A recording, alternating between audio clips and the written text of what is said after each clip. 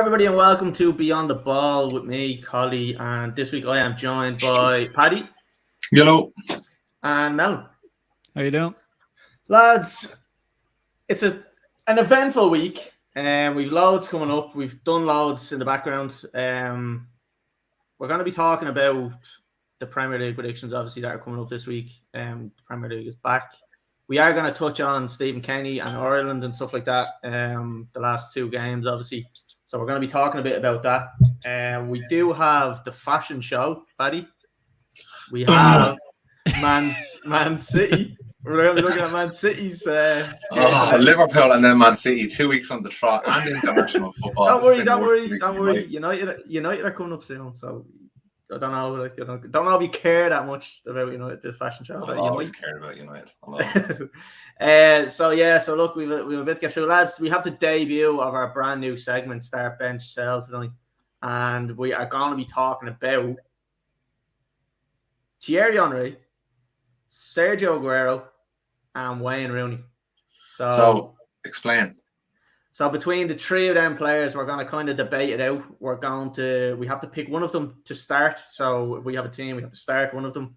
We have to put one on the bench, and then we have to get rid of one of them. So we have to sell one of them. So start, bench, sell are three players: Aguero, Henry, and Rooney. So it's going to be a tough enough, and I have a couple of stats I'm going to throw out at you, and then we're going to have a little bit of a chat about them. Before we jump into that, lads, a couple of things to go through, just in terms of what's going to be coming up for the podcast. So one big thing is guests coming onto the show. So we have a couple of guests lined up, lads.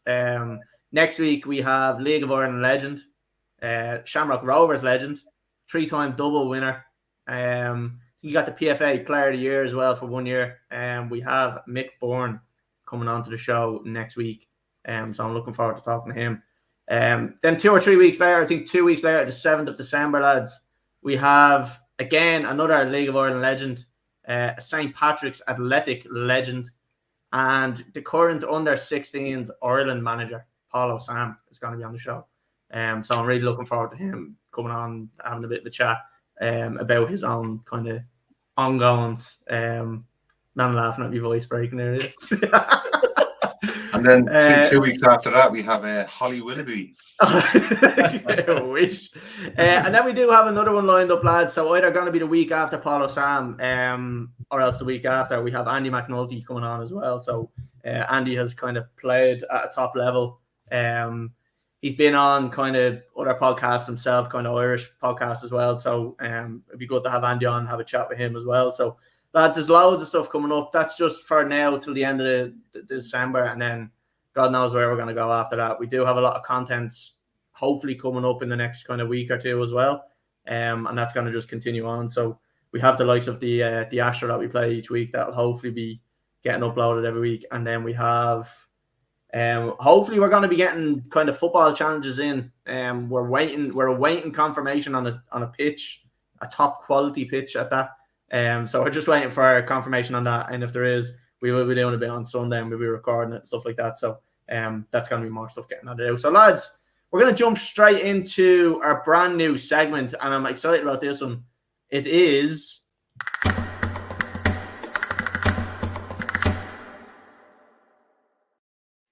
start bench sales. Get you in the mood, lads. We're talking about Thierry Henry, Wayne Rooney, and Sergio Aguero. So what do we want to do, lads? Do we want to take a player by player, or will I throw out all the stats and you can just have an overload of stats? Because I've just got a couple of kind of common things to both of them. I'll start off with Henry. So Henry has 175 goals in 256 Premier League games with 74 assists. He's won 4 Golden Boots in the Premier League, so 0-1, 0-2 season, 0-3, 0-4 season, 0-4, 0-5 season, and then 0-5, 0-6 season. He's won Player of the Season twice, so in 03 and 04, which was the season of the Invincibles, and 05-06. And he's also won 2 Premier League titles, so in 01-02, and then again the Invincible season in 03-04. Like Martin Tyler with all these stats. I know, it's unbelievable, Jeff. His highest score in the season was the Invincible season. He scored 30 goals in 37 games, which is unbelievable. Lads, do we want to talk a little bit about Henry, or will we kind of will I give out the stats for Rooney and Aguero and see how they compare? Yeah, go for it. Right, so we'll jump on to Wayne Rooney. So Rooney has 208 goals in 491 appearances and 103 assists. So he's got more goals, but he's played a lot more matches and he's got a good few more assists. He's won Player of the Season once in 2009, 2010. He has 5 Premier League titles: 06, 07, 07, 08, 08, 09, 10, 11, and then 2012, 2013 season. A funny thing about it, lads, is he's actually never won the Golden Boot, believe it or not. His highest, probably the most unselfish of the 3 players. Possibly. His highest score in season was 27 goals in 34 games, and that was 2011, 2012. So yeah, the only thing that goes in his favor is he has Champions League medals. So that's kind of something we can look at. Lads, the next person we have is... as well, isn't it? What? 2 as well. Yeah. No, one. He lost it. One of them. He won that's right. Yeah, no, he lost 07, 2 08. He lost 2 finals. 07, 08. He won it, and fortunately, I think that was against Chelsea. Lads, the last person we're looking at. What was that one? No, it doesn't matter. We'll move on. Sergio Aguero, lads, 184 goals in 275 games with 47 assists. He's only won 1 Golden Boot, which I was surprised at. I thought he would have got a couple of more, considering there wasn't really strikers at that level. I didn't think anyway around that kind of time in 14, 15. He has 5 Premier League titles as well. 2011, 2012, 13, 14, 17, 18, 18, 19, 20, and 21. Lads, believe it or not, he's never won Player of the Season. So for someone who's won 5 league titles, is the top scorer for Man City. He's actually never won Player of the Season. His highest scoring season was in 2014. Top scorer for Man City, for fuck's sake. Come on. 2014, 2015, 26 goals in 33 games. Again, no Champions League medal to his name. Lads, what's our initial thoughts on that when you look at them kind of stats? Like, talk about Henry. Like, when you think about kind of the best strikers ever to play in the game, Henry is always one of the first people that come out of anybody's mouth, and I think even the professionals. Man, what's your thoughts on Henry? Like, would you, I suppose, like, does he change? Like, what does he do to a team? How does he affect a team? Like, when you think about the players he played with as well, like, surely he was making them look unbelievable as well as himself. Like, he makes every player around him better. That's, if you watch him over the years, like, his performances alone just boosted every other player around him. Although that Arsenal team was filled with great players, Vieira and Bergkamp and things like, Henry just stands out. He was unbelievable. Wiltord. Sylvan, yeah. But for me, I don't know if you want me to give my...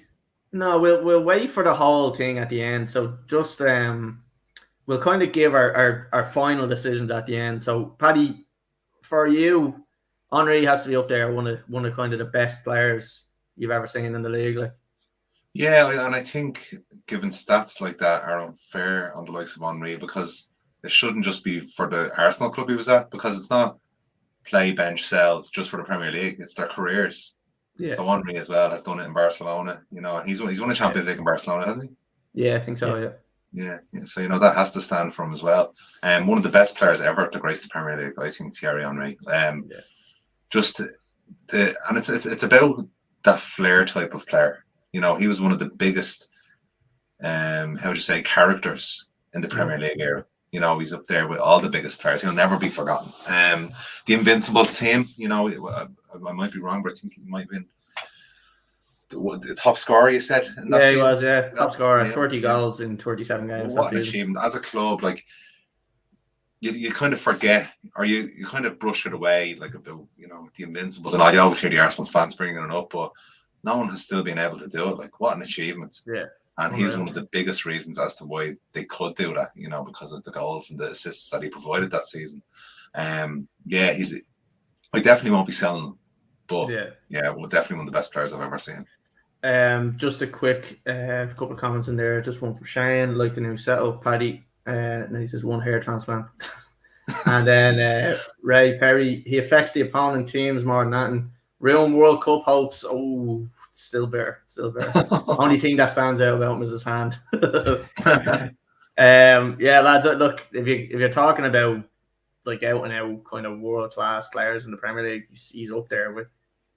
He's the best of them. Like I don't think there's many in that position like that have come and gone that are better than him or even anywhere near him at that stage point. In fact, I don't know what word to throw in there. But I just think he's unbelievable, lads. Looking at Wayne Rooney, I think we look at a completely different type of player and someone who is positional kind of play was a lot different than Henry's would have been. So he went from kind of being an out-and-out striker to kind of dropping back and dropping deep and affecting the game more. He was more like a kind of an engine and a workhorse. So completely different type of animal. One, again, that is a rare breed that we don't see much of these days. He was just an out-and-out kind of runner, like 208 goals. So he has the most goals out of a lot of them, but he has nearly double the games. So he's not far off playing double the amount of games. But that just shows his longevity and his kind of his class to be able to play that amount of games. 491, 103 assists in them, as well as 208 goals. So that's 309 games where he's had kind of an assist or a goal.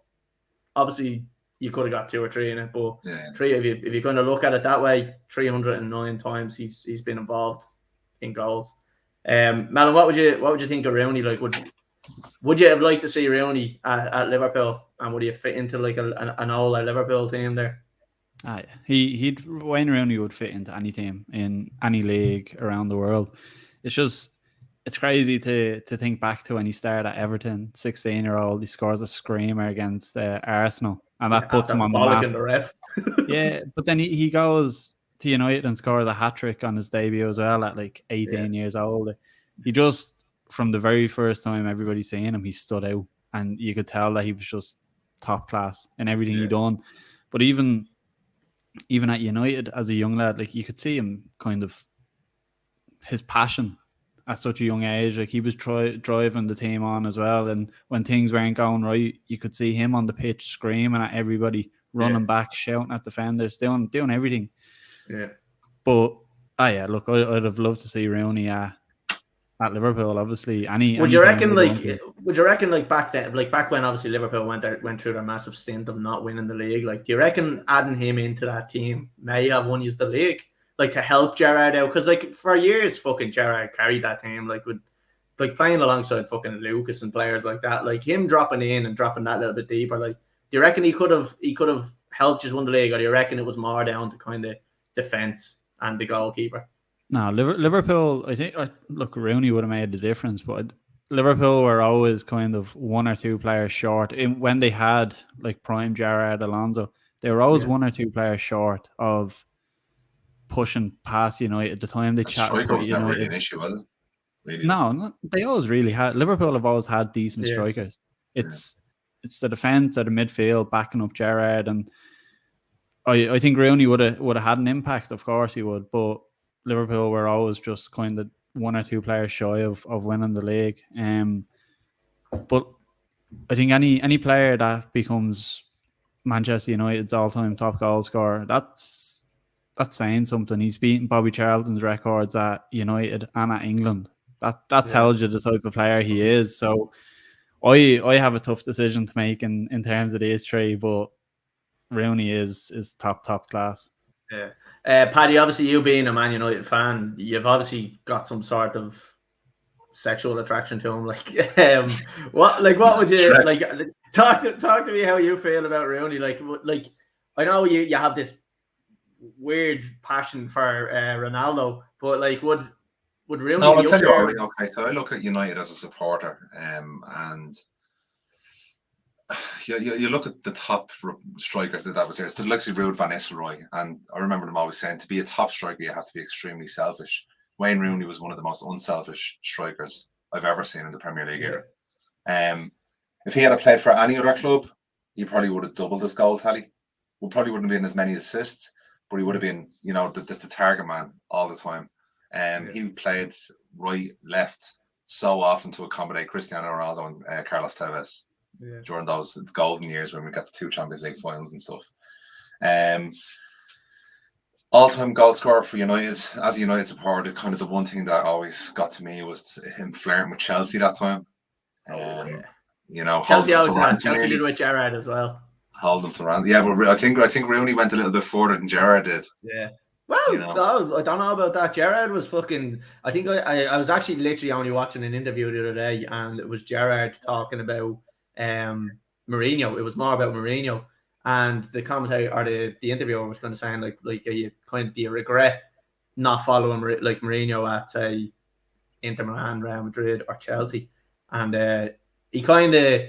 I think it was more like Chelsea was the most realistic one for him to go to. But he was like, look, I could have went to any of them teams and probably would have been very successful. But he just felt that like it wouldn't have been the same. He would have rather win one. Oh, he said wasn't that like win 1 or 2 trophies with Liverpool over winning 10 trophies with Chelsea. Yeah, exactly. Yeah. That's what he said. So he was only going to leave for Chelsea because he thought the board didn't want him. It was like. After they won the Champions League, he was asked what he was going to do, and he said he never wanted to leave. But then he thought Benitez done with Xabi Alonso, he wanted to sell Alonso to get Gareth Barry in instead. And Gerrard thought he was kind of Liverpool were trying to push him out the door. So you know to sell Alonso and get fucking him in. Mad. Yeah. So Paddy, like one of the most underrated Manchester United players, I think, in terms of like you look at the greats like Cantona, you know, Kane, Robson, Beckham, Giggs, Scholes, and I don't think he's quite there in United fans. I have to say memory or the way they feel about him, and I think again it's probably to do with the Chelsea thing. What happened that time? I think if he hadn't done that, he would have been down at one of the all-time greatest players for Manchester United. Like for goals scored alone, you know, as Graham said, beating his record, beating Bobby Charlton's record is just some feat, you know. Do you think because when it came to kind of the later years, he was kind of drifting in and out of the team a little bit. No, but look, hold on a minute, hold on. When you saying his later years, this was under Moyes, this was under Van Gaal, and this was under Mourinho. This wasn't under Ferguson. No, but I'm saying like, do you reckon he probably would have went down as a bigger legend had he not left? Because he did leave to go back to Everton, and he did leave to go to DC. So he should have left earlier, you think? No, I'm not even saying that. I'm just saying if he had stayed through them years and worked through the years, like where it wasn't going so well from, like, do you think that would have helped his kind of reputation at United or ruined it? Because you always have that thing where you can overstay or welcome, and you can kind of like. I'm not being funny. I'm not saying it to win Everton. Gerrard didn't. Gerrard probably had a year there where he probably shouldn't have been there. Well, Rooney probably did as well at United. Rooney probably that's what I'm saying. Yeah. So like, it should have. He probably stretched out his last year or two at United as well because he was getting benched, you know, a bit. He could see it that's himself. What I mean. So what was your question? So like if you reckon if he had stayed and not gone to, or say he just had retired after that and not gone to say back to Everton or back to another club, would that have kind of made a difference in his legacy at United? Or do you think it didn't really affect it? Okay, I understand your question now. Okay. No, I don't think it would have made a difference because you've got the likes of Roy Keane, for me, that left and went, you know, to Celtic. And for me, maybe it's the Irish connection or something, but it never... It was putting Alex Ferguson and the club up to ransom when he went to Chelsea because at that time we were really stuck for a striker and he knew that. And it just rubbed us up the wrong way, I think. But again, you know, like respect him for everything he done at the club, and I think now you even see the affinity he has with Manchester United because he always talks them up, and he brings us some players for them. You know, he comes to the games. Oh, is it? So well, one of the most underrated, but not like an Henry player. You know, he's not a flair player, even though he scored these amazing goals from outside the box. You know, so many assists.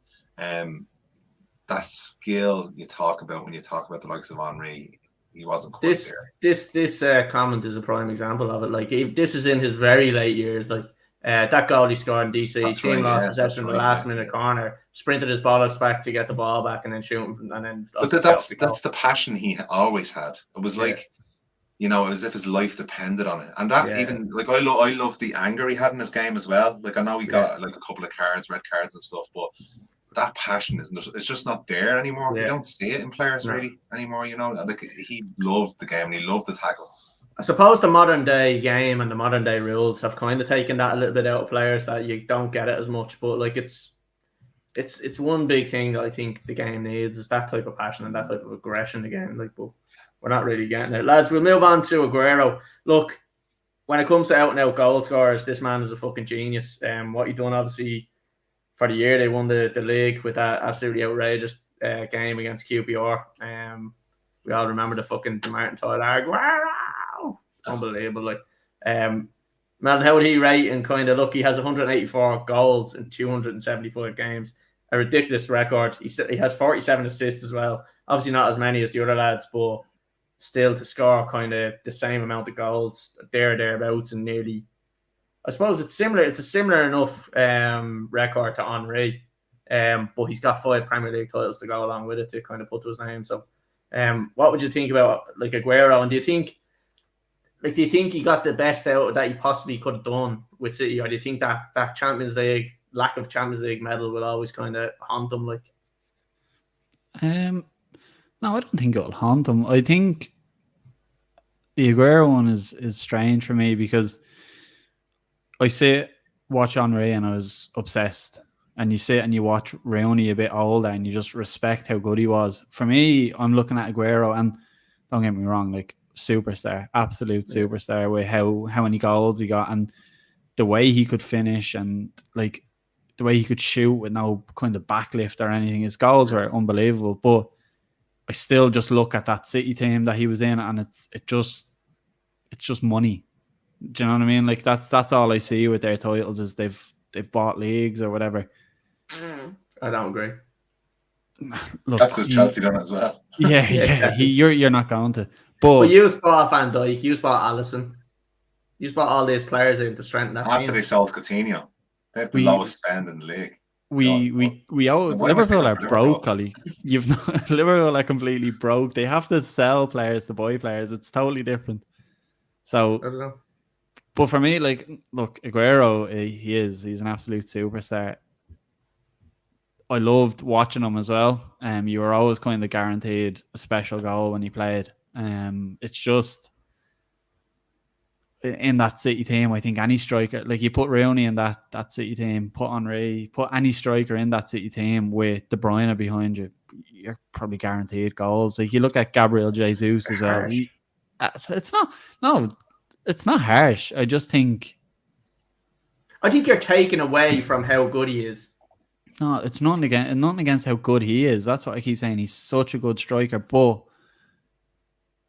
my question will be, if you put Aguero into the United team, for example, would he do 100%. What Rooney done? I think he does that in any team. Like now look, let's be honest, the last season or two, he had injuries, he was caked with injuries and stuff like that. So like, and he obviously just sort of Shane put up there. He has the heart condition now, obviously, so he's probably finished.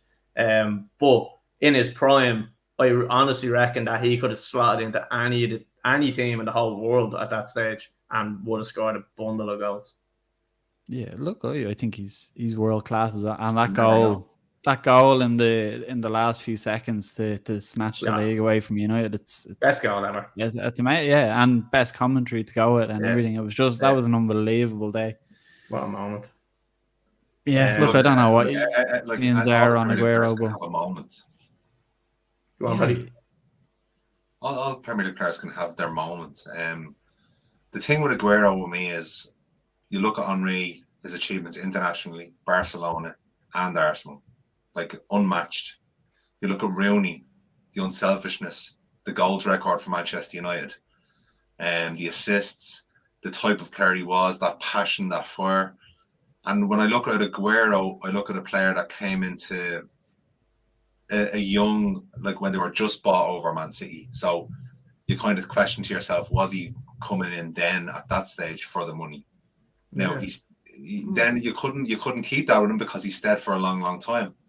Yeah. But he had such a good squad to play with.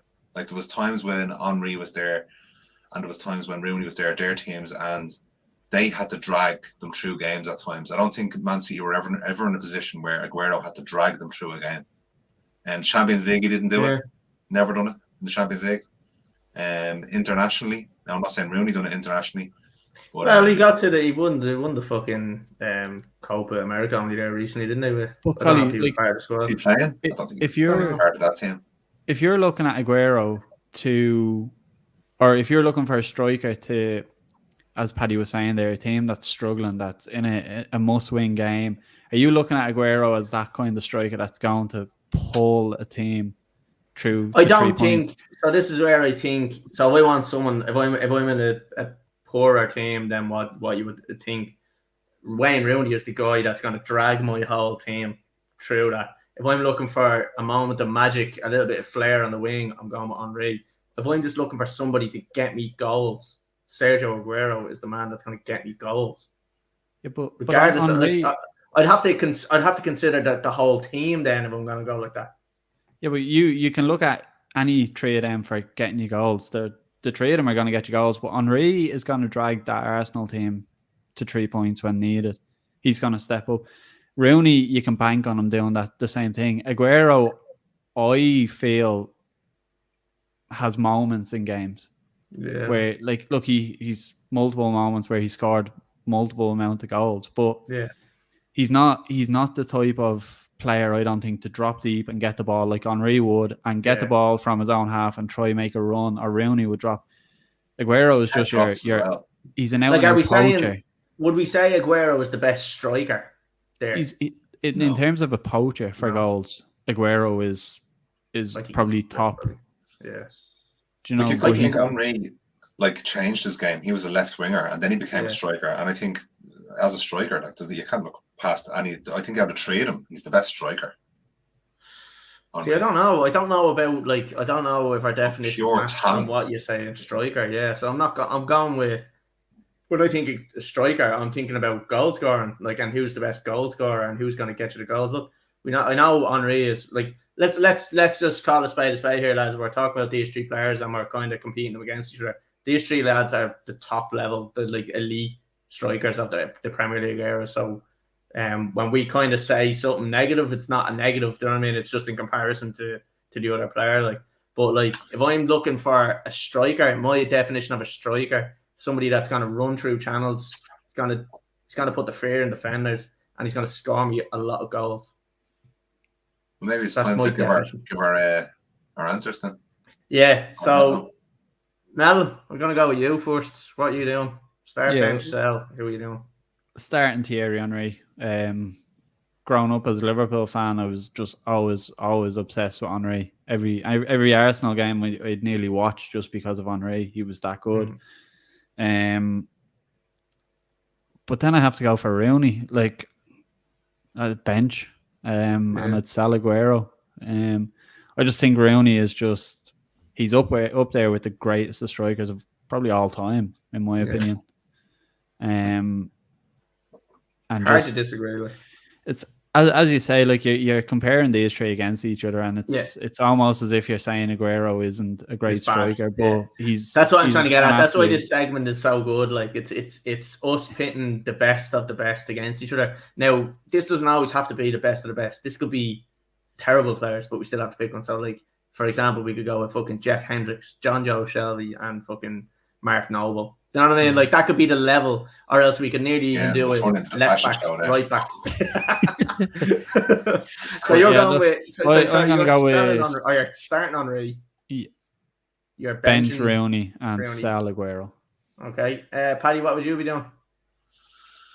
I probably would have done the same. To be quite honest with you, I can't look past. It's a very very it's 49-51% between Henry and Rooney. Henry just gets it for the get you up out of your seat factor, beating players, from the left side of that wing. My God, what a player he was for beating players. The skills and that front two, three they had at Arsenal at that time. Bergkamp as well when he was playing with them were just unbelievable. Yeah. Rooney was again one of the all-time greats for Manchester United. And I can talk about those two players as those elite type of players. I just don't see Aguero in that elite Premier League all-time history. Like, I think... Is that solely down to Manchester City being the club that he's done it at? No, if he had won a Champions League or got very, very close to lit up the Champions League as well, I would say, yeah, fair enough. But he didn't do that often enough for me. He didn't he didn't give you the wow factor enough. If we're going to talk about these three players, Rooney, like, you remember, his overhead kick against City, somebody like outside the box, even when he was playing for Everton as a young flip. Graham brought up at the start as the hat-trick when he first started at United. You think of all these moments, and you have the same with Henry, but with Aguero, other than the Premier League winning one against QPR. Just the best moment of Premier League history. Just that one. He doesn't have many moments, except for the best QPR, one ever. Let's not forget against QPR, which again, they should have had a one anyway. Yeah, I have to sell Aguero. Yeah, and I to be honest, it's not a close one for me. I think that the front two was, but selling Aguero wasn't a hard decision for me with those three. Yeah, like I find this one very hard, and even when I was talking to lads at work and stuff about it, I was like, I don't know, like I need to consider. I don't know what I need. I don't know what the factors are. So am I looking for a goal? And I'm like, what am I looking for? What am I doing? Like, what I'm starting this player. What am I expecting from this player? I need to know the team around me. But if I'm just going on out and out talent, look, I genuinely think Henry has to be the starter. Just for the talent he has alone, comes up with a bit of magic, and his finishing was unbelievable. The other two, again, it's hard for me because I think Rooney has quality, but just Aguero gets the goals, and he just... Look, if I'm going for an all-round player, I'm going to go with Wayne Rooney as my bench, because if I'm 2-0 down in the 60th minute and I want that one player to come on and lift the team, I do think Rooney will probably do it better than Aguero. I do think Aguero will probably get a goal, but I think Rooney will make 10 other players around him play better. So I am going to bench Rooney, and I am, unfortunately, reluctantly going to sell Aguero. So we've all gone the same, but I think you've made your Aguero decision very easier than because the reason for that is because the other two players, Rooney and Henry, give you everything that Aguero gives you, but a little bit more. But not that I don't like. Rooney gives me or Henry gives me the finishing and the goals. So does Rooney, Kelly. Rooney gives you so many goals. But like 208 goals and 491 appearances, like it's a lot of appearances for that goals. It's still a ridiculous amount. Yeah, I look at the assists, and that's kind of another thing that I take into defensive work as well. He would have done more defensive work than I. Yeah, and that's what I mean. That's why I have gone with Rooney, because I do think we could get a lot more out of Rooney in terms of trying to claw me team back into the game. So, lads, that's where we're at with that one. That was a good little segment, lads. We'll have another one next week. We might go. I was actually thinking in my head there. I've got a good one that we should do soon. Maybe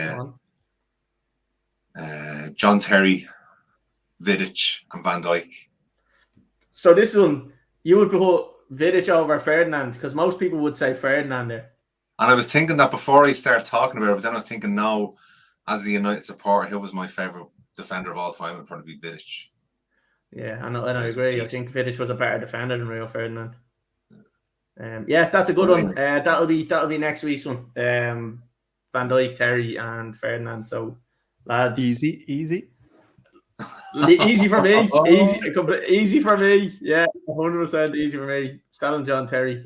Terry be off shagging other people's walls. I can tell the abuse is going to be good next week. Save it for next week, lads. Save it for next week. Right, lads, we're moving on. We're going into the Premier League predictions next. So.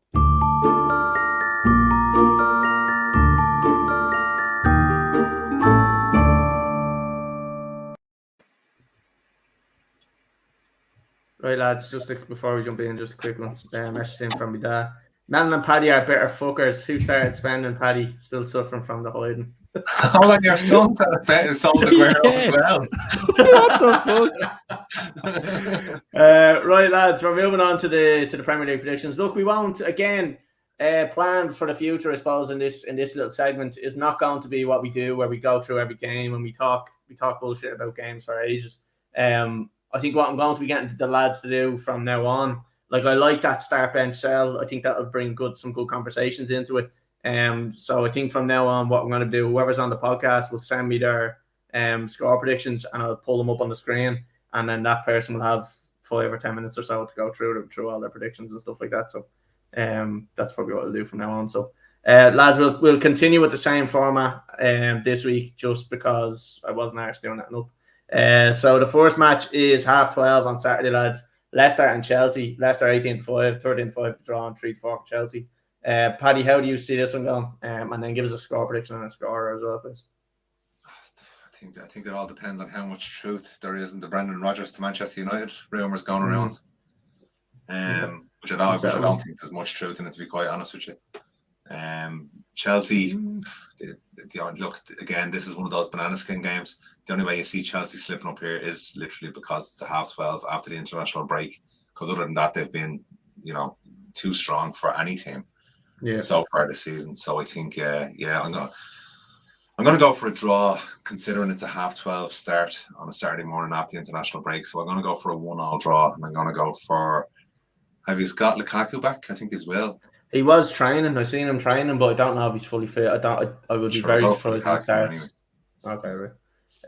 Melon, what do you think? Bit more convincing for Chelsea for me. I'm going to go 3-1 Chelsea, and I am going to go with Kai Havertz to score. I know what you're doing. And I've done the same thing for the last 2 weeks for Liverpool, and it's worked. Now, listen, the reason I'm going with Chelsea is because I don't think the talk of Rodgers going to United has anything to do. I just think he's struggled this year with Leicester. Yeah. I think Leicester have struggled generally. So Chelsea are strong, and I think they'll continue to be strong. If they have Lukaku back, even better for them. But yeah, look, I don't see Leicester beating Chelsea this weekend. So 3-1 Kai Havertz. Okay, yeah, look, I'm kind of on the same thing. I know what I'm going to say is that Leicester haven't been firing on all cylinders this season. Obviously the talk of Brendan Rodgers could unsettle the team, and I know I'm going to say Chelsea to win, and then what's going to happen is Leicester are going to fucking beat us, or else we're going to draw. But yeah, I'm going to go with a Chelsea win because I do still think we have enough to beat them. I'm going to say 2-1 to Chelsea. And I don't think Mount is going to be back. I'm going to go with Callum Hudson-Odoi to score because he's starting to show a little bit lately. So, yeah, we'll move on. Next one, lads, is 3 o'clock on Saturday. Villa and Brighton. 6-4 for Villa, 9-4 for the draw, and 15-8 for Brighton. Lads, Villa obviously with their new manager in. Delighted. Yeah, it's going to be fucking interesting to see what happens. I cannot wait for him to slip up. I cannot wait for Gerrard to slip up. Oh, Zinger, first one already. I cannot wait for him to absolutely fail at Villa. And it's going to be my next Ollie. I can't wait for Ollie to leave. At least I know now, lads, there's just consistent content for the podcast. As soon as Ollie leaves, we still. I know we had Lampard first. Now that we have Ollie. Yeah, look, we didn't get. Lampard couldn't even get a job at Norwich. That's how bad of a manager he was. Didn't want it. He saw the sense. They went for Dean Smith and all. He spelled his name wrong in the application form. lads, let's go. Score prediction on this one. I don't want to talk too much about it unless you want to talk about your beloved Steven Gerrard now. Look, I think he'll come in and he'll change Villa. He'll turn them into a Champions League team in a couple of years. Look, they won't be Premier League team, just like himself. Oh yeah, I actually think they're going to draw this game. I'm going to go for a 1-1 draw. He's not going to come in and start down miracles straight away. I don't think. The team were performing quite bad. It's still the same players. So Brighton kind of dipped a little bit in form as well, and they started off really well. So I'm going to go 1-1 draw, and I will go Neil Maupay.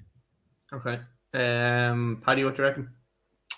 Yeah, I've got Devil on one shoulder and Angel on the other, and I'm thinking with me non-logical devil brain, I want to wind up Melon. And I want Won't happen. Gerrard do so bad that he retires from football forever and ends up shitting himself or something on the sidelines. Hopefully. But I'm going to have to go with the logical side of my brain, and I'm going to think Aston Villa are going to get a bounce. As we know, Brighton haven't been playing amazingly, but yeah, I'm going to go for a Villa win. I'm going to go for 2-0. I'm going to go for Danny Ings to score. Yeah. I actually think the same thing. Like, I know just not just saying that because Gerrard's in, but I do actually think I just think his name and his character alone is going to be enough to just give Villa a lift. Like, and I think they're going to win 2-1.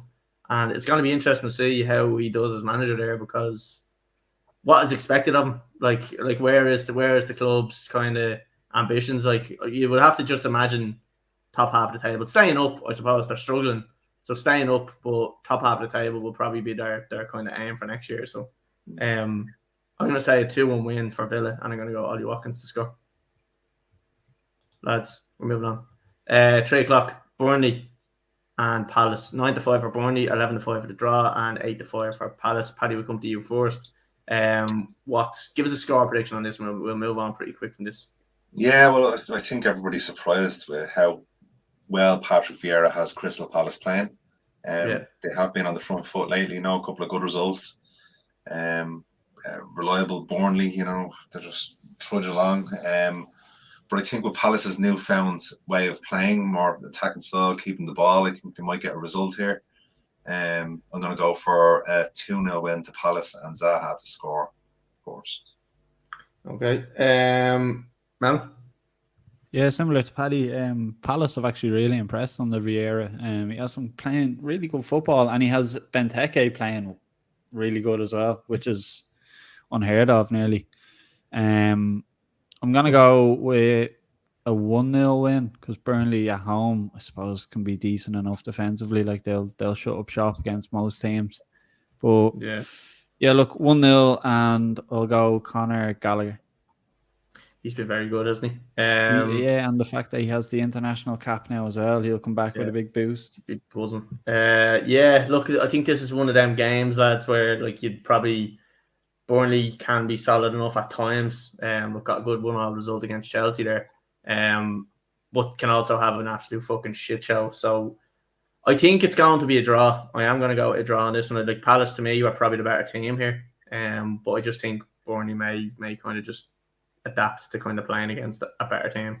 So I'm going to go with a 1-1 draw, and I'm going to say Zaha to score for Palace.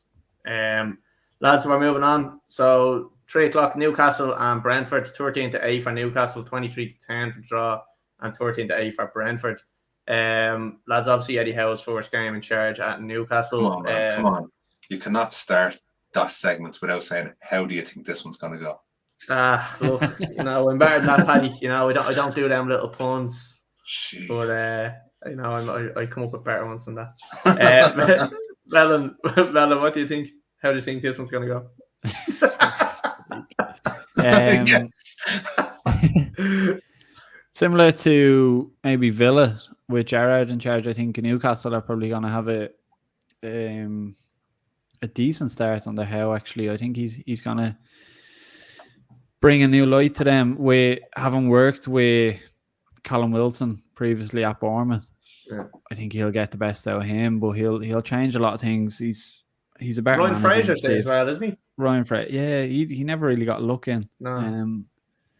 But they're going from Steve Bruce to Eddie Howe. I think it's a bit of a step up, if we're being honest. And Brentford as well have dipped. Steve Heads, yeah. Brentford have dropped in form recently as well. So I'll go Newcastle, and I will go 2-1 with Callum Wilson. Nice one. Paddy, what score do you think? Yeah, it's a strange one. Just looking at the last round of fixtures, and Brentford got beaten by Norwich. Yeah, poor. And the one game that Norwich won all season, and then they sacked their manager after they won. Makes no sense. Weird. It's crazy, isn't it? Brentford, they did some good performances, not results, at home against some of the bigger teams. And I think that made everyone think, this Brentford team are probably better than they actually are.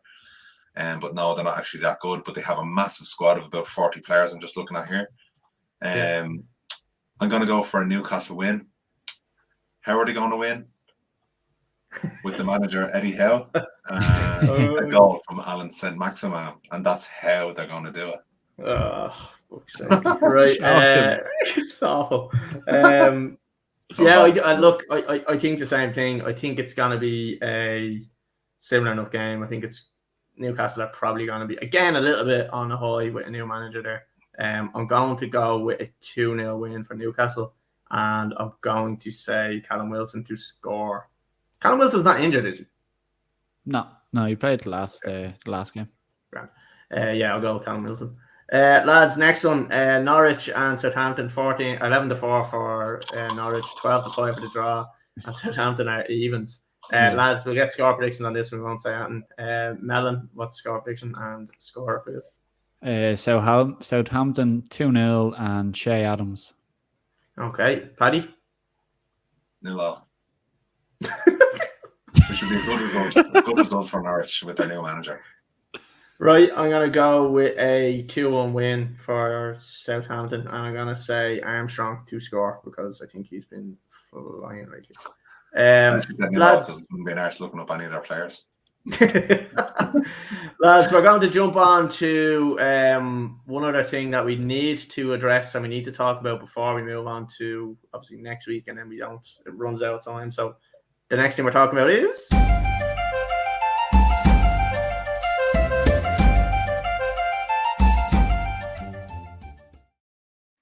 that is the orange a little bit there. That is my all-time favorite graphic that I've ever made with that music. It's fucking class. So we're going to talk about class. It's class. So we're going to talk about the Irish team, lads, and what we've seen last week. Look, we won't spend too long. I wasn't expecting us to be fucking 50 minutes in at this stage. Overall thoughts of what happened, Melon. Were you before that? Were you Kenny in or Kenny out, or what was your situation before this week? No, I had been saying from the start, kind of he's bringing in youth to give him a chance, and then midway through it, I was getting a bit frustrated because obviously the results weren't happening. The biggest thing for me is I just think he looks like a PE teacher, and I don't like how the Irish manager. That's the biggest thing for me. I like what he's doing at Ireland, or trying to do, in terms of bringing these youth players through and giving chances to them. And you can see in the last two games, it seems to be working. Like, there's a couple of players that have come through and they look really, really good. So yeah, I was more on the side of allowing him to stay and giving him a bit of time. Although midway through, I was obviously getting frustrated. Now, after this week, yeah, I'm still on the side of give him time. I'd still give him one more run and of a campaign. Yeah, exactly. I just think any manager that comes in with experience, like the likes of McCarthy and these types of managers, I think they'll just revert to what was happening before, and you won't see these young players get as big of a chance as they have been under Kenny. Yeah, he's doing things totally different, in my opinion, and it's nice to see. It's great to have an experienced manager with a good kind of CV and things like that, but it's actually refreshing to see young talent coming through and see what we have for the future. It's a different style of play. Like the one thing that I was always his biggest critic about was that the failure to adapt. So if that tactic wasn't working, that was it. It's almost like Ollie. It's like there was no plan B. It was like he was going to play with that. The amount of times that we got caught out playing that tactic was very frustrating. And at the end of the day, I was going solely based on results. And that's at the end of the day, I would rather play shy football for 90 minutes and win 1-0 than play entertaining football and draw fucking 0-0 against Luxembourg or Azerbaijan or any of them teams.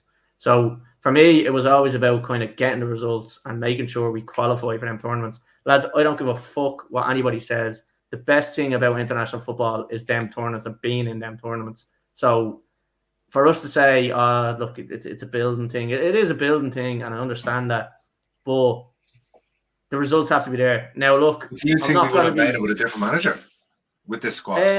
I think we would have definitely been a lot closer. Maybe not. Maybe I think we were in that group there, and Serbia and Portugal were always going to qualify. I think that was probably a given, but I definitely think we could have given more. Like, look, we should have won both games against Azerbaijan. We should have won both games against Luxembourg. Serbia at home, you would expect us to maybe scrape a draw against them, and then you never know with the rest of them. Like, you'd probably expect 2 defeats from Portugal, and we got a draw. So I don't think we definitely would have qualified with another manager there. I don't think we would have qualified, definitely not. But I definitely think we would have had a lot more points than we finished with. But then, if we hadn't have qualified still, what would points have given us in terms of the development of the Irish squad? I don't care. I don't care about, like, not that I don't care about the points. Would you not rather try though? No, but I think that, like, I think anybody possibly could have brought them players in. Like that, I completely disagree. Why? Completely. Who's the scout? Yeah, but look at the managers that have been. You're telling me there. that he's going out and physically watching all these players, because I don't think he is. Like, he worked with most of these players at underage level. He worked with the under-23s. He's seen all these playing players in England. Like, do you know what I mean? So anybody that's a manager can see these players playing in England, and they know about them. But he's the one. He's come from League of Ireland, say a lower standard of football.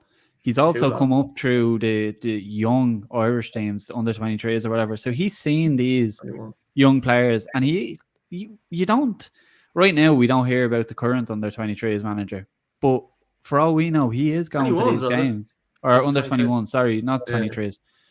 But for all we know, that under 21s manager is going to these games in the lower leagues and watching these players. And it's probably what Kenny done as well. He was probably, but you only hear about Martin O'Neill and Roy Keane because they're the senior managers. But Stephen Kenny has I get it. I get it. I do. Honestly, I get what everybody's talking about, and I get the whole thing. But I just didn't see the results there, and for me, it wasn't good enough. Now, look, I was trying to say it there. I'm not going to be stubborn about it, and I'm not going to say, right, let's get rid of him now. Maybe he does probably deserve another crack at it. Has been a lot more positive in the last 2 or 3 games. So, and we've got results, which is what we should have been getting. Like them, now people are jumping the gun big time and being like, "Oh, it's fucking brilliant," blah blah. Right? Let's calm down a bit, right? We've beaten a fucking Luxembourg team who are ranked way below 100. 2 good performances against Portugal. 2 good performances against Portugal, which is the main reason I'm being positive about it. Because I can accept, like, look, the 3-0 wins come as standard. They should be coming as standard against Luxembourg and against fucking Azerbaijan. They should be a standard result. But you have to give credit for those results when they were losing those type of games earlier in the campaign. We shouldn't have been losing them. Yeah, but Colleen, that was my thing. Do you not think your expectations are too high of this Ireland team, considering we have this. They were now they've kind of set a mark. They've set a bar now. Yeah, but you're thinking back to these Irish teams of Robbie Keane, Roy Keane, Damien Duff, all these players. We don't have that team anymore. We're not gonna have them types of players anymore unless something crazy happens. No, I see something really good, like, for the future. I see Callum Robinson there being probably one of our best players that we've had since fucking Robbie Keane or whatever. And I see Obene, he's going to be fucking quality. Yeah, he's going to be quality. And I see Bazunu in goal, absolutely unbelievable. Like, that save he pulled off against world class. If that was a fucking top keeper, like, we'd all be talking about it. Everybody would be talking about it. Yeah. But do you not think we needed this campaign? Just write it off, as in to build a team and to get it ready and prepared for a proper crack at the next campaign. No, I get what you're asking, but I get what you're saying. I understand this, but I don't want to wait around. And I don't know whether it's just me being a Chelsea fan. I'm not used to that. It's just, if I don't get instant results, the manager's gone and I get another manager in. And like, you can say whatever you want there, but that's just a modern day game, and that's just the way it is. No, but that's why because you would have kept Lampard there for longer. but that's the modern day game. You sack your manager because you're not getting results. Lampard didn't get results, got sacked but straight away. like Chelsea had the expectation of the money as well, so you can't compare apples to Club football potatoes. and international is a different story. I just like didn't Chelsea have this just bottomless pit of money for a manager, so that the expectation obviously is to win every game. But with Ireland, everybody knows that what we have there is not great at the moment, and I think what this conversation here, just between the three of us, boils down to is being an optimist or a pessimist. And I think, Collie, you're the pessimist in the group. Obviously, I'm changing a little bit, because of the forced results in the campaign, and I was a big one for when we had this last conversation. I was like, and it was because he didn't bring out to the table. I didn't see any good results. I didn't see anything from Ireland. But the last couple of games, I think, was it 5 or 8 games? We haven't lost, something like that. 4, something. No, it's more than that. 5. We have something like fucking 5 clean sheets or something in the last 4 games, or 4 clean sheets in the last 5 games or something like that. I think why wouldn't you give him another chance? I don't see. I remember when we had this conversation a while ago when we had no results whatsoever. We were talking about bringing Big Sam in or something like that. Yeah. But now I'm starting to see some positives coming from his philosophies. No, I am. I'm definitely seeing it. It might be another chart thing where you've got really, really good performance, well, not really good, but really bad, and then you get a good run, and so he's great again, and I might go back down, but I'm willing to take that chance anyway as an optimist, because I think it could actually benefit more so not the players on the pitch. I think he might have benefited a bit more with experienced coaches there with him. Like I go to the example of Gerrard at Rangers, right? He brought in Gary McAllister, who's experienced in coaching. He didn't bring in his mate or whatever from the under-23s. He went to Rangers and he brought in experience. I know the Scottish League is pants, like it's terrible, but it's what he done was the right thing. And I think if Ireland allowed an experienced coach to sit there with Stephen Kenny, like Ferguson had his right-hand man for so many years at United, it's experience. Like sometimes it can help. If you're out of ideas during the 90 minutes, like if you have that experience and not who he has next to him, who is probably out of ideas as well, someone with experience who's been in that position where your tactics that you've gone into the game with aren't working. What do we do now? What's our plan B? So why would you not get that person as like your assistant? When just put him as manager? If he's the more experienced manager or the more experienced. Yeah, but it's not about being the experienced manager. It's a experienced coach with another idea. It's Stephen Kenny's a good manager. I don't doubt that. But he's brought in Keith Andrews, who I don't think has any coaching experience previously. Maybe 1 or 2 teams. I'm not sure. But if he had it seemed like he just wanted someone that was around the team. That's what it seemed like. That's where I think they went wrong. And I think if he had brought someone in that had experience in international football as a coach, maybe it would have been a different story, because he would have brought new ideas during the 90 minutes. I think sometimes you look at the bench and they're standing there scratching their heads, not knowing really what to do. Yeah, well, that was the frustrating as well. That was the frustrating thing, was the lack of kind of being able to. And look, I know we don't have the players, and we were talking about this at the start of when he took over. Everyone was like, "Oh, but we don't have the players to play what he wants to play." I'm like, right, okay, so then change it. So he didn't change it, so that was grand. But now we're kind of at the stage where everyone's like, "Oh, wait, hold on, we do have the players." Them players have always been there, but for whatever reason, I know it says we say, "Oh, but it takes time for all them players to get to know and play with each other." Right? It's an international setup. Right, they're gonna see each other once every fucking a month or 2 months or fucking whatever it is, the gap in between. You're not gonna be able to build that chemistry like you can at a club level. But all these players have probably played that formation and know what their role is. They should be well aware of their role. Look, this whole thing of chemistry and all, I don't think that's bullshit. That goes how though? Like how can it be bullshit? Like.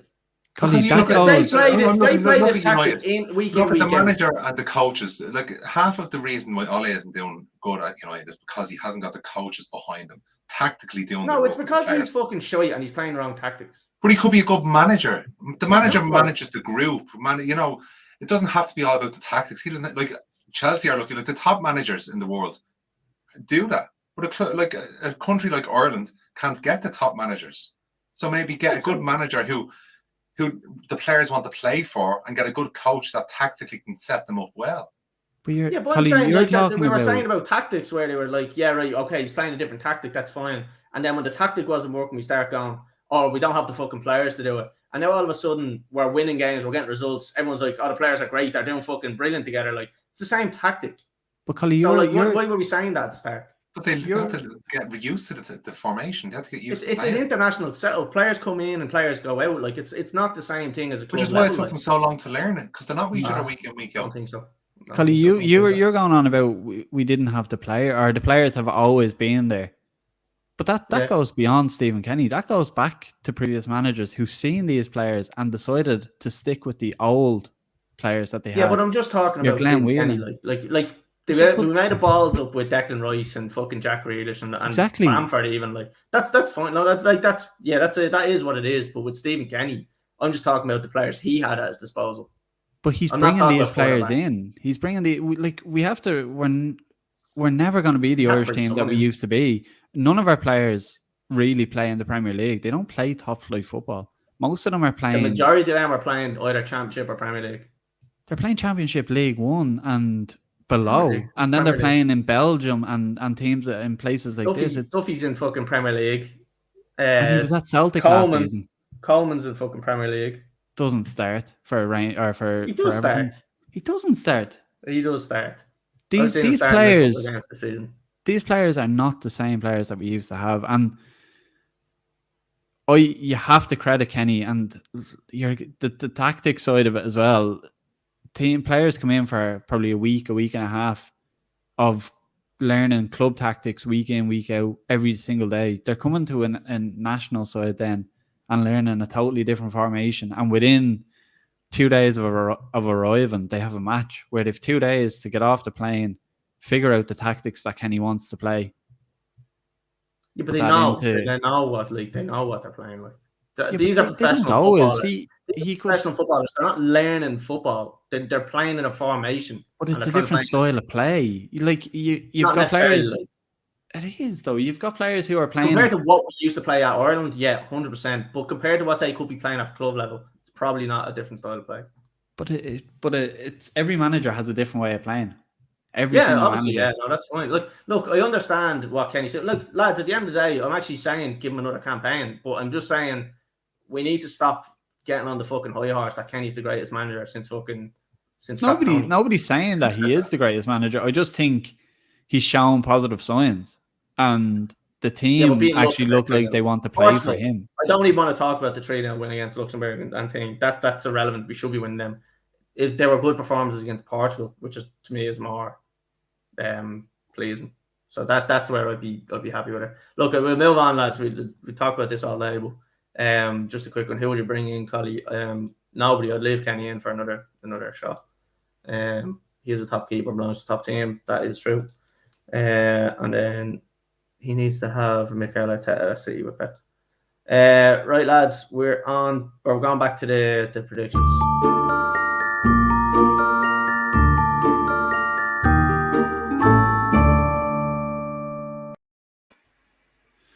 Right, lads, we're going to fly through this. We're an hour and 5 into it.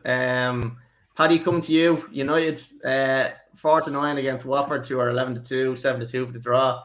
How do you see this one going? Look, it's misery at your club. You did say it last week, Ollie out. It was a thing of beauty. What? He said it. He said the words. I'm delighted. So it was a thing of beauty. Made me smile inside. So what Paddy? What have you lose this match, right? Because this is very realistic, right? What have you lose? I know, just fail to win this match. You'll probably get a contract extension. I don't know what's going on. This is unbelievable. I love this. I don't know what's going on. It's crazy.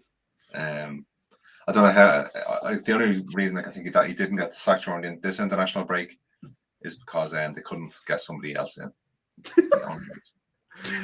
Oh, it's fucking brilliant looking at United fans. And now the thing is, like, would I love him now to come back and win the league and all now? Yeah, it'd be great. Happy Yeah, days. he's great, fantastic. Yeah, would I love Chelsea to rehire Lampard and let him come back? Absolutely, Yeah. not going to happen. No. It's not just on the last couple of weeks, like against Liverpool and City either. This season we've just been dreadful all season. Yeah, Absolutely. it's always been that one kind of wonder moment to get you out of it, isn't it? Yeah, but the first game we played well, and then after that we've just been like lucky to get results. Like I can't remember many games this season where I've thought to myself, yeah, we deserve to win that one. I really haven't, and that's just shocking considering where we finished last season and then the players we brought in. You know, it should have been a much better. I love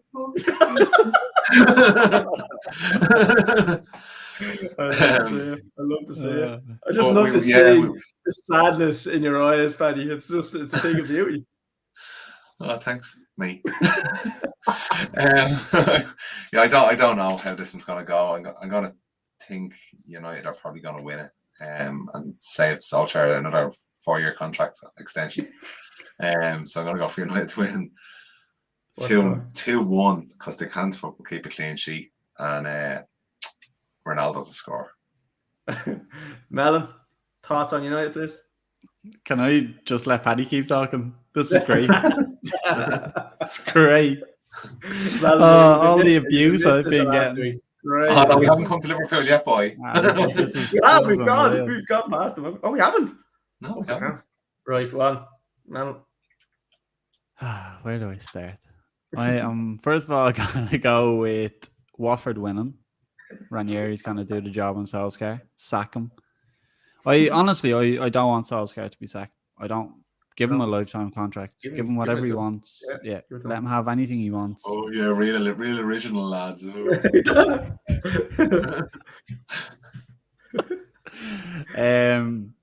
gonna go for. No, I'm actually not going to go for a Watford win at all. I was joking. I'm going to go for a draw, though. A 1-1 draw. And I'm going to predict that Watford go ahead first and Ronaldo scores again to save them. Because all that seems to be happening for United is Ronaldo saving Solskjaer's skin. And I always thought Ronaldo would be the first one to get fed up and just stop playing for him. But he seems to be the only one coming up with the goals. He did come out and said that it was alarming for the results. So that's what he said since his last game. He said it was very alarming. So that's not a good sign. When players start coming out making public statements like that, especially someone like Ronaldo, I think that could be the beginning of the end for him. So much for Paddy being the optimist there back when we were talking about Stephen Kenny. Completely turned to pessimistic. Lads, 5-0 in Old Trafford. I'm going with a 2-0 win for Watford here. I don't think United are going to win this, and I think this could be Ollie's final game.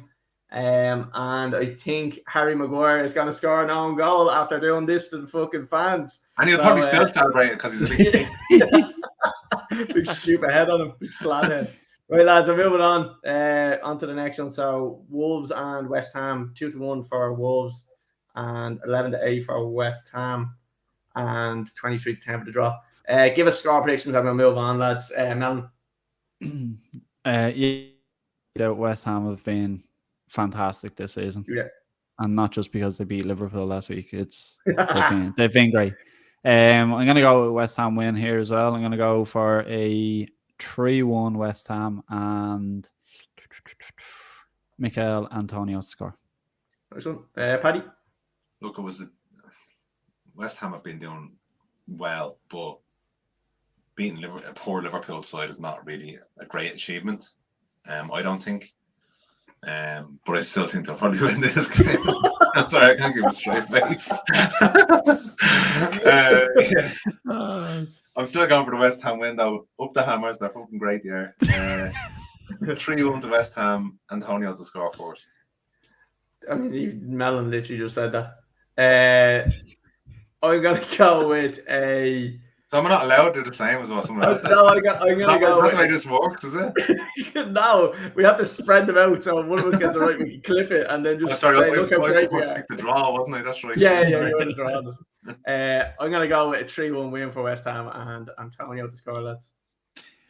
No, I actually think West Ham are going to win, though. I'm going to go with 2-1, and I'm going to say Bowen to score, because he's Gives me a Because we bone. both said it. Right, lads. Saturday, 5:30. Liverpool and Arsenal, 4-9 for Liverpool, 15-4 for the draw, 11-2 for Arsenal. Melon, I'll ask you what I asked the lads last week, and this is a serious question. No wins in 2. Has Klopp lost the dressing room? Has he? Has he lost the dressing room? You're an embarrassing host if you're going to ask me that question. Absolutely embarrassing. And I think that you're getting so defensive about it. You're thinking about it as well. I think Ollie in and Klopp out. No, it's just, look, it's a blip. I still think this is a difficult game against Arsenal. They're on the up. Arteta finally getting a few results, and Arsenal players actually showing up for once. Mm-hmm.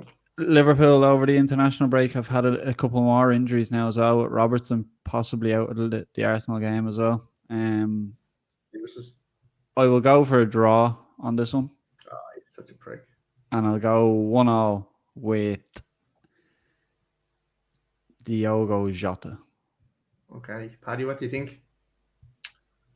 Yeah, I'd like to see, obviously, Arsenal winning. On a great run. Against anyone else, I'd probably say, yeah, Arsenal are going to win because they really are getting some good performances.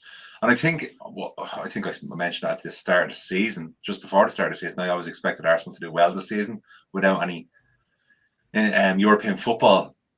And I think it's starting to come to fruition now. They had 7 or 8 first-team players injured at the start of the season, so it took them a while to get going. Yeah. But I think now you're starting to see... Took run of games they had at the start.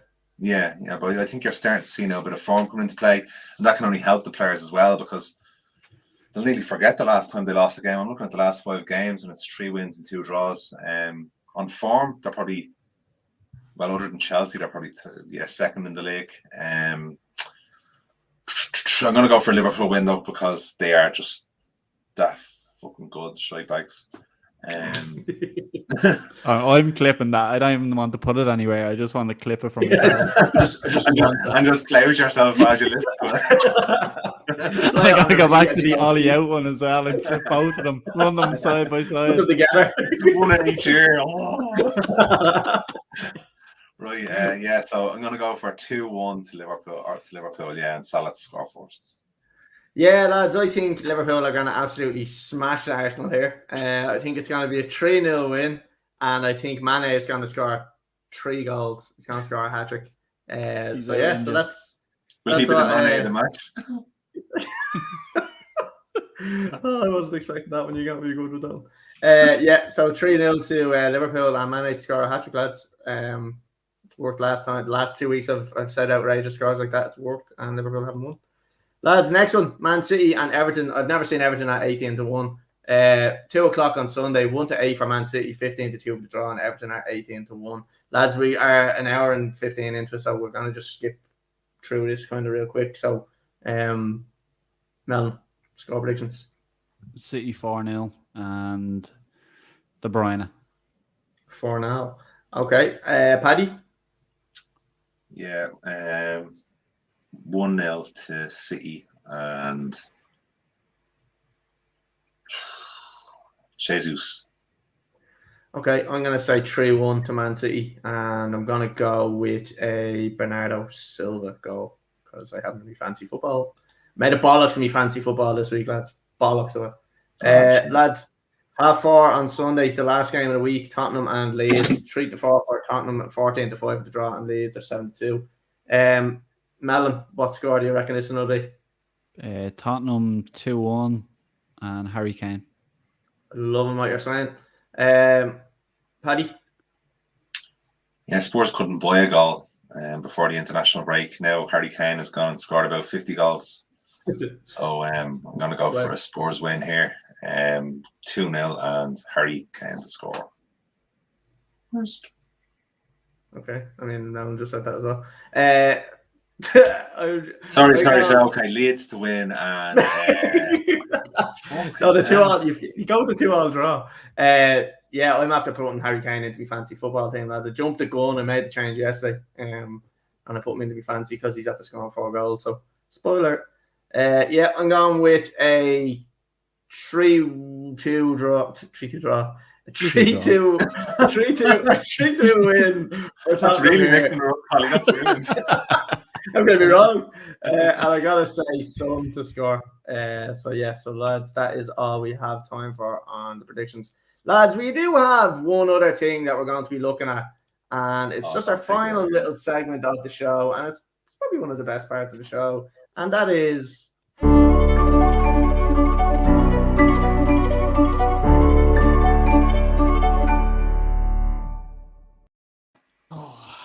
lads, it's the fashion show. So we are looking at. Have you done one of these, Graham? Are you done? I done the Brighton one, I think. And he nailed it, and it was a lovely jersey that you got to witness. Did you not do the Chelsea one? Oh, Chelsea, maybe, yeah. Yeah, could have been Chelsea. It was because I called Collie fat in it, I think. Yeah, you did. Yeah. I told everybody about that. Right, lads. We're looking at Man City's jersey, so we won't spend too long on that. We're an hour and 15 minutes into it. Melon, initial thoughts on this jersey? I'm a big fan. Love the sky blue colour, first of all. Love Puma gear. Puma gear is always top notch as well. What about this 93-20? Is that Aguero's goal? I haven't a clue, to be honest. Yeah, Graham, there's loads of content in this, isn't it? It's great. It's it's a nice little touch. Jesus Christ. Like the white under the arms. Like the collar design. That's about it. Yeah, not bad. Do you want my prediction? Or prediction? Your prediction. I predict this. Somebody's going to put this on the weekend. I will go with a 6.9. Okay, Paddy, what do you think of this beauty? Can you see my dog, lads? Can I think as a squad they should really wear shorts as well, because they're running around like Donald Duck with their knobs hanging out playing football wouldn't really look good. Actually, that's actually another problem with this section, that we don't get the full kit. Oh, so that's the only reason that the others we don't get the full kit. Section. Fashion the whole. I don't care. I don't care for this at all. Any part of it, like that, not just the jersey, just the whole thing, the whole everything about it. So I'm gonna, just to fuck up the scores again, I'm gonna go for a 0.2. Lads, I think this is one of the better jerseys in the league. I'm a big fan of this jersey. Yeah. Love the color. I actually think the sponsor isn't too bad. Doesn't throw the jersey off too much. I don't know. I'm curious about this 93-20 with kind of a 10 in there as well, a faded out 10. Don't know what that means. I don't know whether it's Aguero's goal when they won the league. But I'm a big fan of this. I like the Puma gear. I'm going with a solid 8.1 on this one. I think this is one of the top jerseys. Lads, we're moving on. We're moving on to the next one. I'll tell you what, lads. What do you think of this one, Mel? What about the two-tone here? Yeah, I love this jersey. I was just looking at Paddy's comment there. I don't know who he's directing that at. He's a bitter bastard. I'd say that's probably at Paddy. Who else? This is probably one of the best jerseys in the league, I'd say, this season. I am gonna score that quite high. I'm gonna give it a 9.4. Oh wow, that's a high score. Paddy, what do you think of this one? Yeah, I have to agree. It's definitely higher than my last score, so I'll give it a 0.3. Lads, yeah, massive fan of this one. I do like the two-tone. I don't think I've seen City wearing this season. So the third kit. Second kit this is, and there is a third kit. Is there? Yes, there is. There's always a third kit, buddy. I've always got one up my sleeve. Yeah, lads, big fan of this. Actually, this is actually probably a better jersey than that Brighton one I was thinking about. Is that the one I showed you, man? Yeah. I think this could be a better one. I'm gonna go with an 8.4 on this. I think that's a fucking quality jersey. I'm loving the colours on the sponsor and on the crest, and they have it right the way through. So yeah, big fan of this one. Lads, can you just hear my dog barking? Yeah.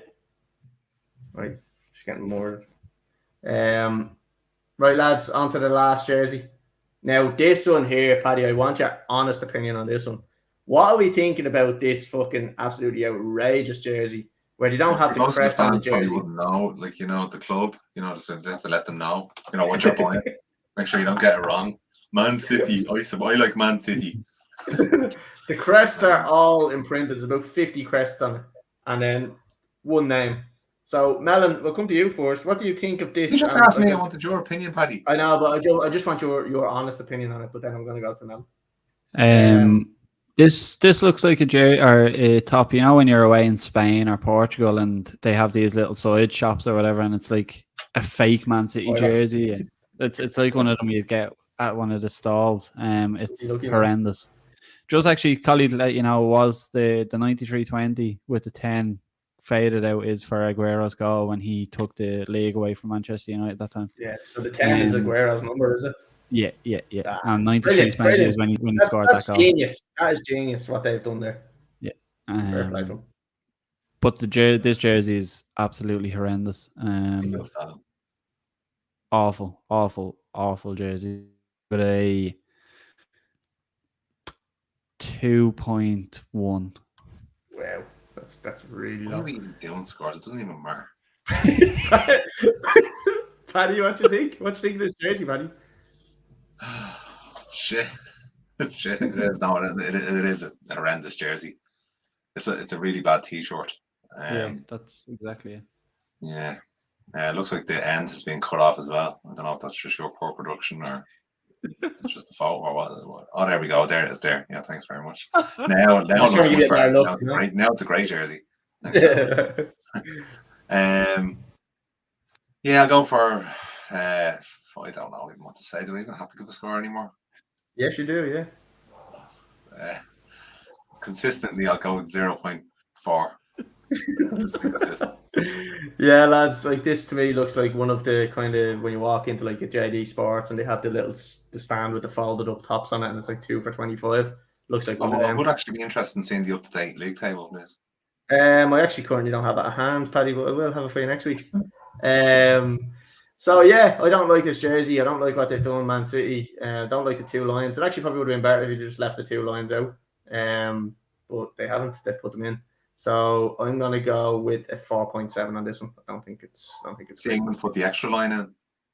3 lines. Right, lads. Going to more than me dog. So this is all we have time for, lads. We have loads of shit coming up in the next couple of weeks. So we do have, again, like I was saying earlier on, we have Mick Bourne coming on next week, who is a 3-time double winner with Shamrock Rovers, PFAI Player of the Year. I think it was 86 and 87. Yeah, it's going to be a good chat. He's doing a lot of local kind of work for is it Shamrock Rovers he's currently still with, Paddy? He's still heavily involved with Shamrock Rovers, but he does a lot of grassroots stuff as well, coaching and stuff around. So it'd be good. It'd be great having a chat with him and getting his kind of take on stuff now.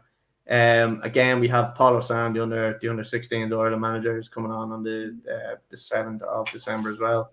Be interesting to see what it's like managing at an international level at that age. So yeah, that'll be a good one. Lads, again, we have Andy on as well. It'll be interesting to see what Andy's kind of saying. Andy is currently the manager of Tech United, I think. So he'll give us a bit of an insight what it's like managing at grassroots level as well. So lads, there's a lot coming up. Again, we have all the content as well, the channels and stuff like that. So if you are not following us on Instagram, make sure you follow us on Instagram. You'll get a lot of the information and stuff like that on that page. If you're watching us on Facebook, make sure you go to our YouTube, hit the subscribe button because it helps us. Go to Twitch now. All of our fucking handles are on the bottom of the page, scrolling through it there. So make sure Instagram, YouTube, Twitch, Facebook. We're on TikTok now. We're obviously going to be on Spotify, and then we are on something else as well. What else have I forgotten there? That's it, isn't it? I think I nailed that. We're on them all. We're on them all. Anywhere beyond the ball, look it up. You will find us. We're on the ball. We're on the ball. Right, lads. It's been a pleasure. We will be back again next week, same time. I don't know. We don't really know next week. I don't think we'll have actually start bench sell because we're going to be talking to Mick. So probably the week after, then we'll have who was it? Terry Vidic and Van Dijk. Well, I don't know. Like, would we not like to ask Mick what he thinks? Yeah, I suppose we could get his opinion on that one as well. Yeah, I suppose we'll see how it goes next week. We're not making any promises, but lads, we will be back next week at the same time on a Tuesday night at 8:30. Melon, thanks for joining us this week. Cheers, thanks for having us. And Paddy, cheers. Thanks. Thanks for pressing me at the end of it. Paddy, cheers. Right, we'll see everyone next week.